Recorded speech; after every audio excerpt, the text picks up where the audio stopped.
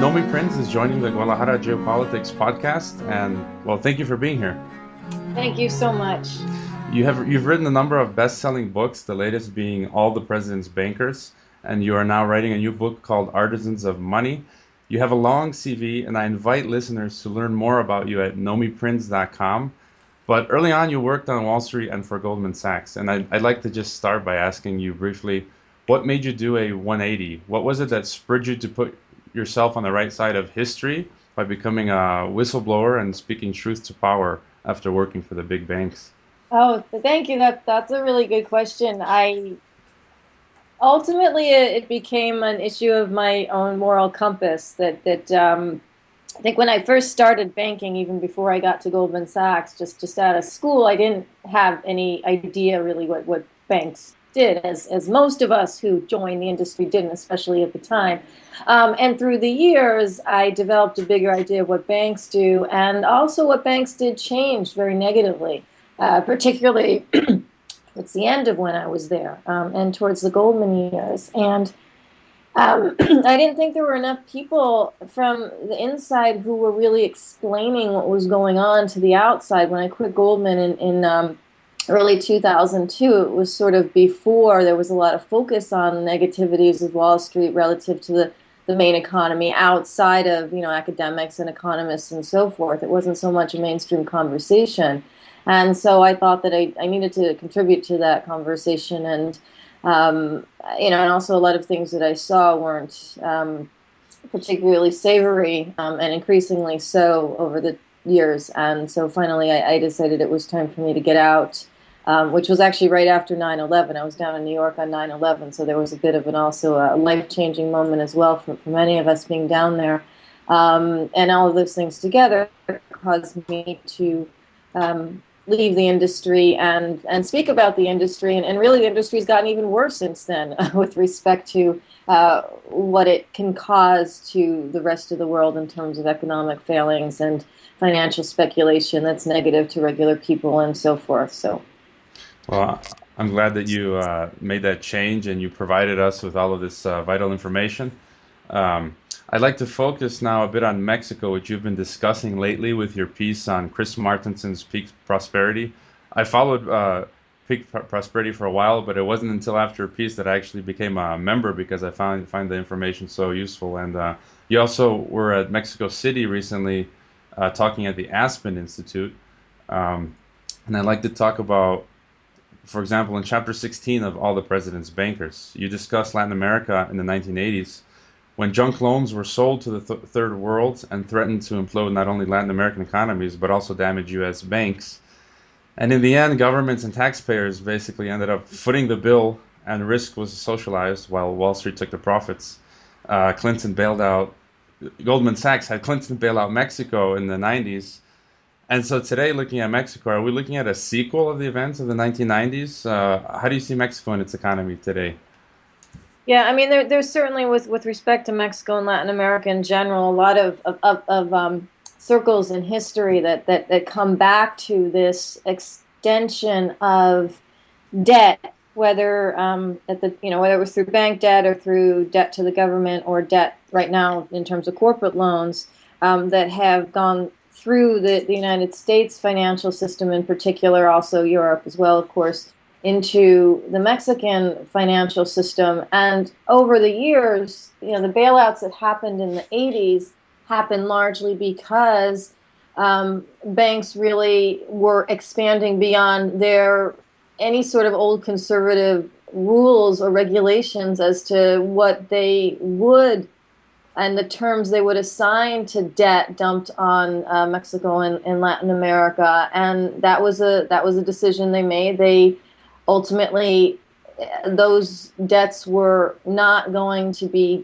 easy to be repaid, and as a result, the banks did ultimately go in the 80s for the Brady Bond situation within the Bush and the Reagan administrations. And then in the 90s, as you mentioned, with Clinton, all of a sudden the banks had a friend in Robert Rubin, who was the Treasury Secretary for Clinton, who had been the co-CEO of Goldman Sachs, which just happened to be one of the major banks at that time, who had also speculated within Mexico in terms of throwing capital in at things and then taking it out when it was unprofitable to them, but then getting bailed out by the U.S. government and leaving Mexico in a terrible state in terms of its financial system, with many local banks imploding, with a lot of debt to be repaid that was expensive, and creating this fractured financial system into which many foreign banks began operating in Mexico, and also as a result of NAFTA, so that today Mexico has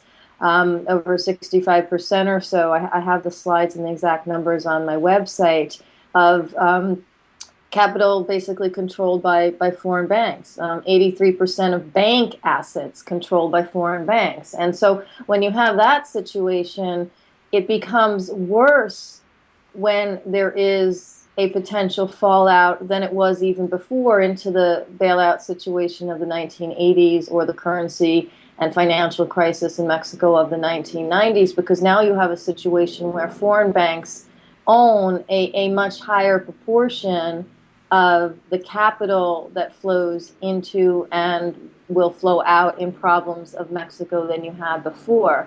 So getting back, in a historical answer to your question, yes, I do think that right now Mexico's in a more precarious position, as well as a potentially repeat position of what happened in the 80s and the 90s, specifically because now there's also this added layer of a very heavy historical proportion of foreign banks operating with Mexico. Foreign banks do not have an allegiance to local economies.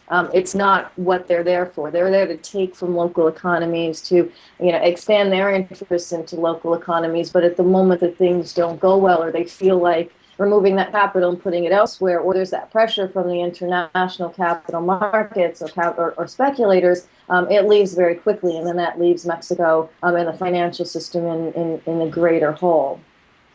Yeah, and that was the other point I was going to make, and I found it interesting when I was reading your articles about how much the percentage of the banks that are owned by it's the majority that are owned by foreign banks, and like you say, in a crisis, I guess the banks would run dry, and all these banks would take their money out. And what would you say, perhaps for people who live in Mexico, it would be smart, I guess.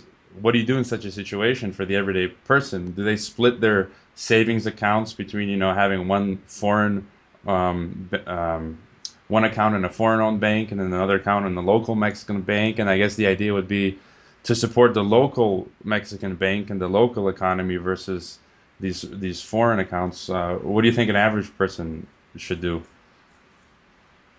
Yeah, no, I definitely think that's something for the average person to think about, particularly people that, well, it doesn't even matter, but people in local communities can contribute some of their savings or their money into local banks. They're the banks that are, more prevalent but domestic in their cities and so forth, because as you said, and as is true, and I advocate this in the United States as well for people, the banks that, and one has to do a bit of the homework in terms of, making sure these banks are pretty intact in terms of their own capital and how they operate. But to the extent that they're, fairly solid, supporting local banks, community banks, national banks, is a way to keep capital in the country.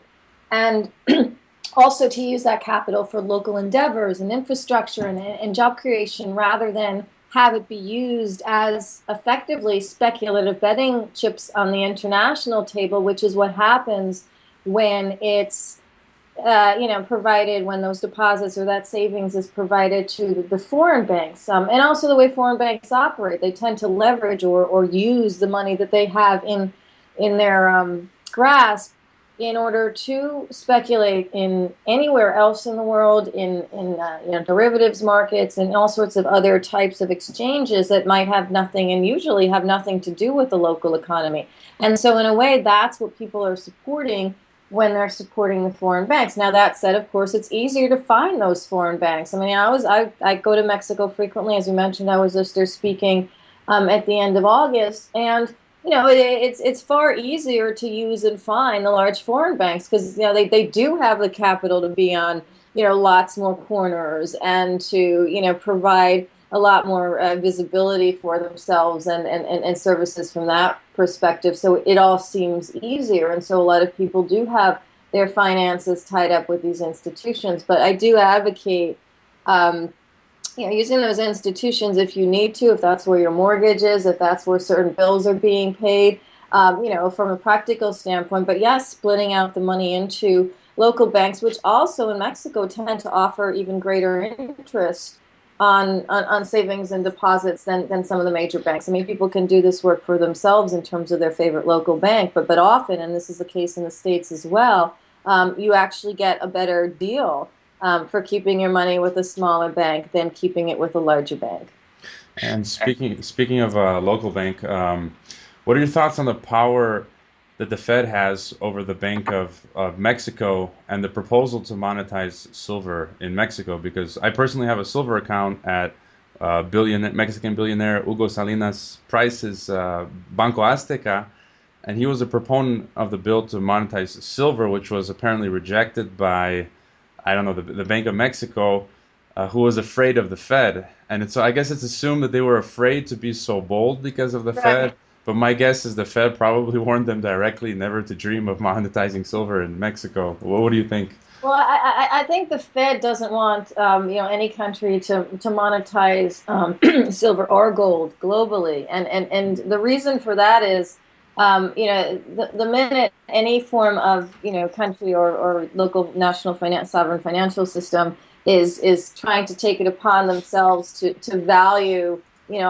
hard asset like silver or gold, it becomes a sort of chip away at the armor that the Fed really has around its policies, which are predicated on on the dollar, on sort of a fiat currency, on a currency backed by sort of pledges and printing money, and the reserves of the U.S. banks, which are effectively money that's placed at the Fed behind the money that the Fed prints, but the Fed pays those banks to buy the assets that then gives back to the Fed. So there's this whole sort of circular system that is not predicated on anything external like a hard asset. So that's why the Bank of Mexico would have been afraid. That's why the People's Bank of China, which is trying to and has an element of monetizing gold within their currency, has this sort of back and forth, I'm sure, with looking at what the Fed thinks or doesn't think or cares or doesn't care, depending on how they're doing,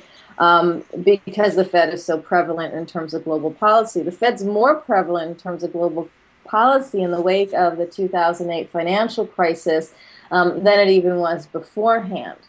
Because now it's really jumped front and center, not just as the reserve bank that is behind the largest global currency, but also the one that dictated the policy from the get-go of reducing rates to zero, or getting there throughout the world, of a currency battle where other currencies are weakened relative to the dollar and so forth.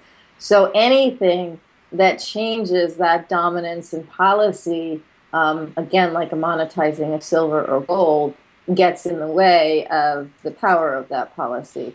But that said, and a couple of things I said about the Bank of Mexico when I was there is that, to a large extent, in order to have your own country as secure as possible financially, which is really technically your job, you should ignore stuff like this.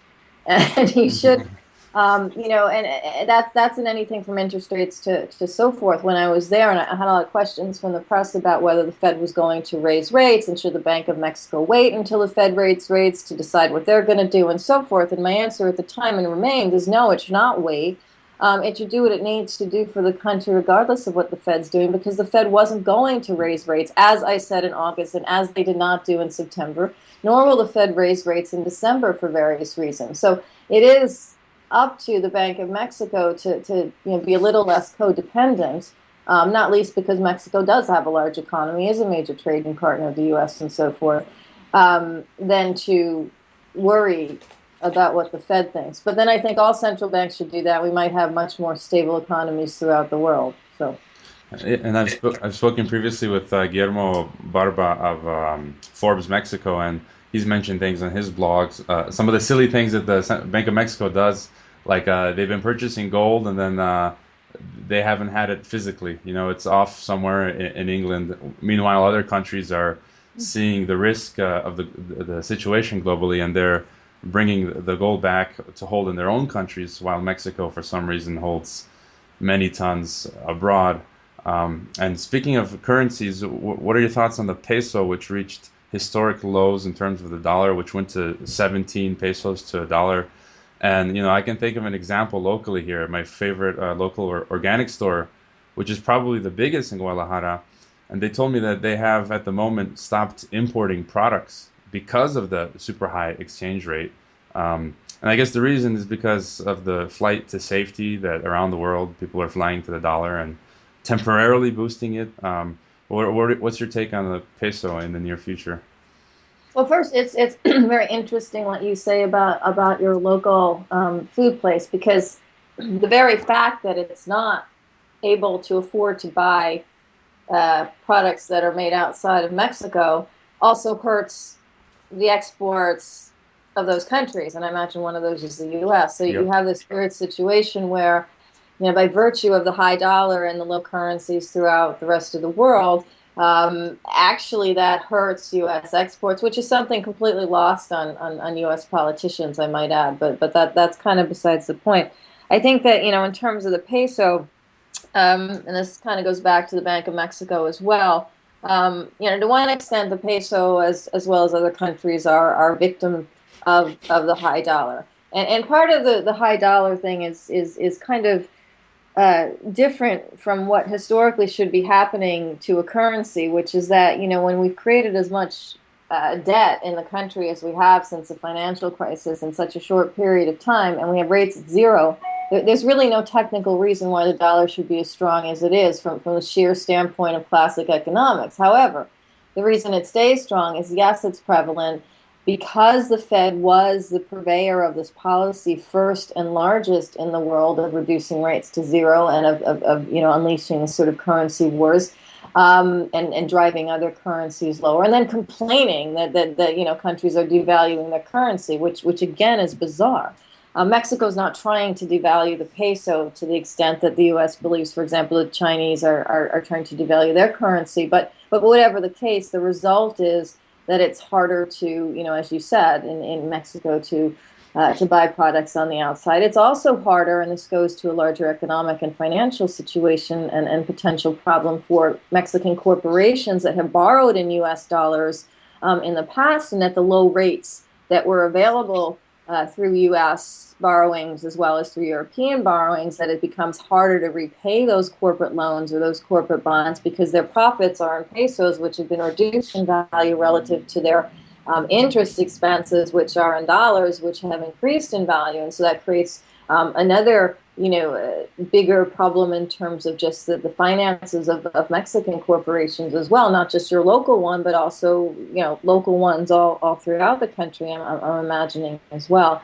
So if I were the Bank of Mexico, as I said when I was there, again, I would, I would not necessarily be using reserves to boost the peso, because in today's global speculative capital markets, that's generally a losing proposition. You're just basically running down your reserves to try and fight, potential capital flight or negative trades against your currency, and that just never works. It's a bad use of reserves, although it is what the Bank of Mexico decided to do, I think about 6 weeks ago, to use 8.3 or 6 billion or so in worth of dollars to back the peso over the next couple of months. And obviously that hasn't been working, but that was the policy they decided. A better policy would, again, be to ignore the Fed and to raise rates, or at least make sure that rates aren't reduced in terms of the general interest rate in Mexico, the interest rate that people then get if they do keep savings in Mexico, the interest rate that international capital would get if it was invested in Mexico, and so forth. So, I mean, that's really the best way to fight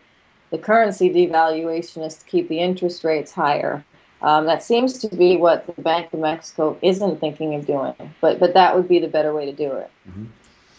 And well, we're running out of time, and I'd like to ask the question that I always, the final question that I ask my guests, because my focus here is on the next generation, of high school and university students. And I'd like to ask you, what words of wisdom would you have for the next generation who are entering a world on the verge of another, perhaps great crisis, and in terms of their education and who they're going to be?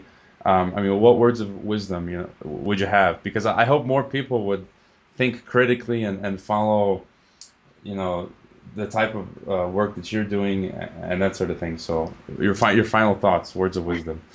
Well, I do think, following work that's outside of the main um, discourse is I think useful to everyone, particularly to students, because there's so much access now to information, through the internet, through all the various technological devices and so forth, to get information and to think for yourself. And I think like thinking for yourself is huge in terms of being a student or just being a human because I think that gives you more information to make those sorts of decisions. And I think going forward, because the world is so volatile, because governments are volatile, because financial systems are volatile, because that means that larger companies will be more volatile and be more likely to not hire or hire and then fire loads of people in more ways. That students have this opportunity to kind of connect into the world outside of these main mechanisms. And I'm not saying don't work for the government. I'm just saying that there are so many ways today to create sort of independent businesses through technology. That doesn't mean it has to be an app, or it doesn't mean it has to be the next Google, but whatever the interest is, whether it's a nonprofit interest, whether it's finding a way to match up loans in the particular area in which you have interest to individuals who have interest and don't want to necessarily support things through their banks, but may want to support activities outside of the main financial systems. I think that's where students really have a lot of opportunities to. Also, that means sort of follow your heart as well, is to find ways outside the main systems to make a mark in the world. And to fight for, well, truth and justice, known for a better society, and as I like to put it, for you, standing on the right side of history. Um, Exactly. well, thank you, Nomi Prins, for your time. I urge everyone to visit nomiprins.com and go out and get all the President's Bankers. I have a copy here with me, as well as your previous titles. And I can't wait for Artisans of Money. Do you have a perhaps, do you know when that's going to come out? You're ready Um, right now? I don't actually, because I have to start writing it. But no, I'm in the process of getting. In fact, I'll probably have another couple trips to Mexico, so and many other places. So I'm imagining either the end of 2017 or the beginning of 2018, it will actually come out. Okay, well, in the meantime, everyone can read your 3 or 4 books that you've put out already. Um, Thank, well, we hope you can join us again sometime in the future. And, well, thanks and best of luck. thank you very much.